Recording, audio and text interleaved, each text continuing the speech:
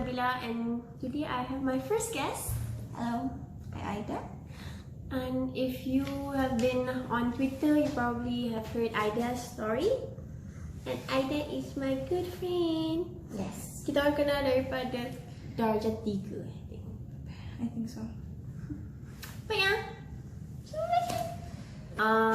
the Twitter post that I talked about earlier is just basically me congratulating Aida because he just graduated. In what? In Diploma of Science, and thank God I tak payah repeat apa-apa. So, I mean, everyone can graduate lah kan, tapi Aida has her own story and today we're gonna share it with all of you. Stay tuned. How did you first find out that you had cancer? Okay, that was when I had a wisdom teeth surgery. 2016 end of the year, and then a month later I had a lump over here, so I thought it was an infection. I went to the hospital, tanya if this is an infection, tapi they say it's too hard to be an infection, so I went back and forth sebab diorang still tak sure what it is. So they had to cut open, macam diorang tarik I punya bibir, and then diorang potong in between tu to take the apa panggil tu? Sample? Yes, sample of that thing, and then baru diagnose I was cancer confirmed, malignant cancer.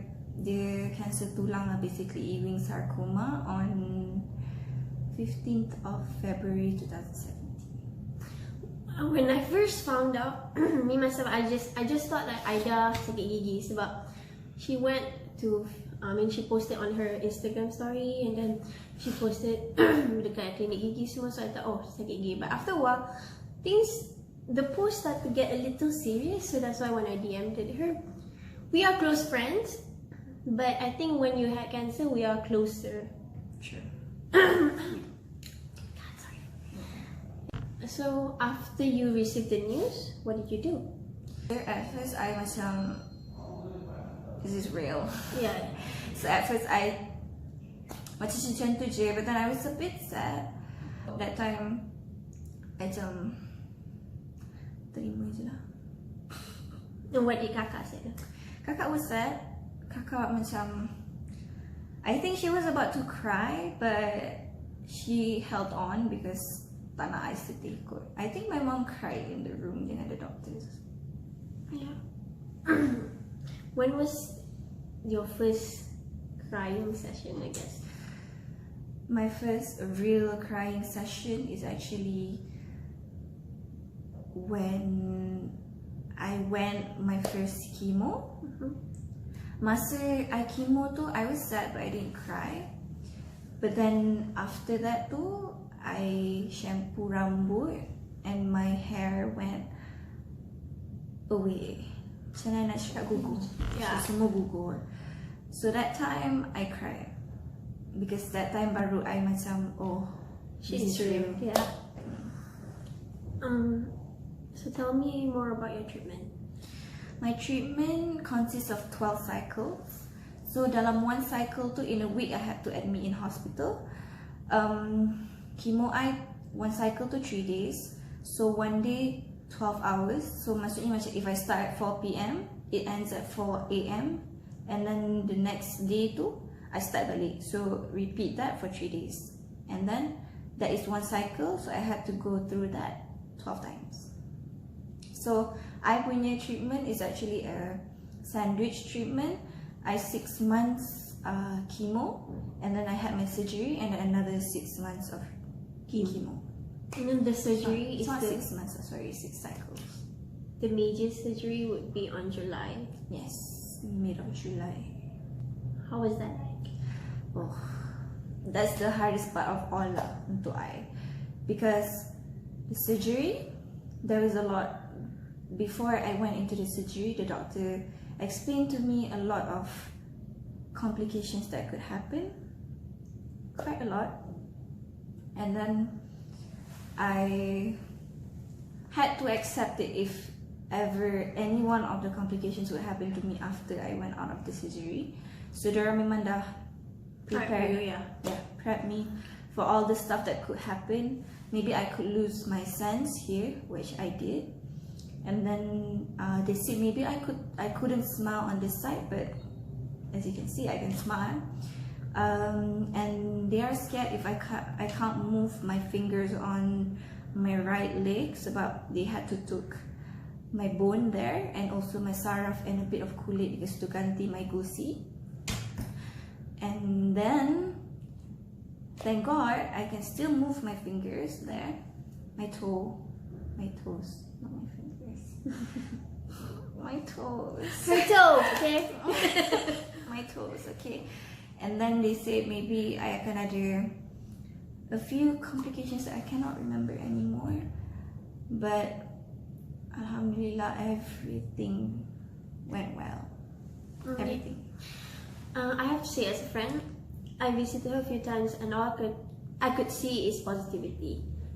Like, she makes chemo seems meh. You know, I know there are your downfalls and you cry and all, but That was my down moments, but I really don't want that to like take over yourself. yeah, get to me ke apa-apa.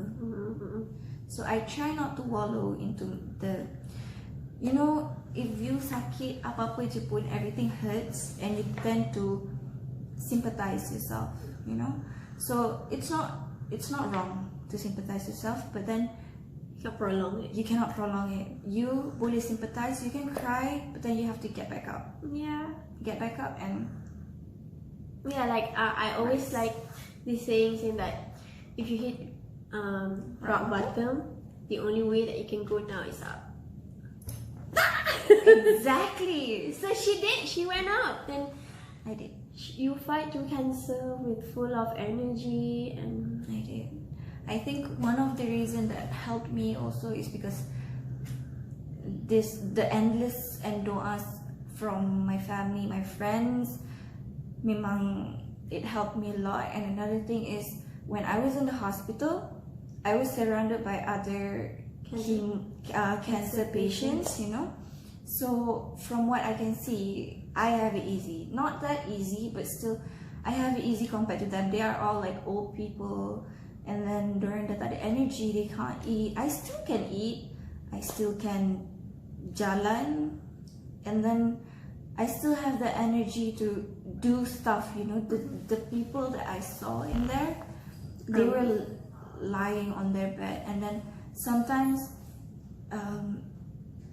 some patients sebelah I tukar orang, and I asked the nurses where did they go, and then they said they died. So one of the things that could help me was that I saw how they were, I saw how painful they were, macam how in pain they were, and I bersyukur gila because that time I think I didn't have that much pain as them.